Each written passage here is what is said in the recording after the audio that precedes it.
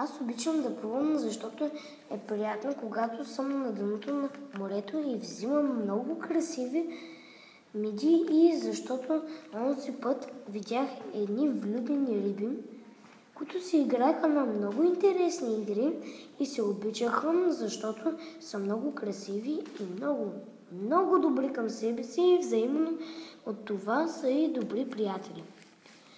Обичам да плувам в морето, защото там е приятно и красиво. Когато рибите и най-красивите, цветни, прекрасни, колорични и разнообразни миди са около мен и ме гледат с радост. А аз чувам веселите викове на децата, как играят, веселят, забавляват и се радват, че са свободни деца по света.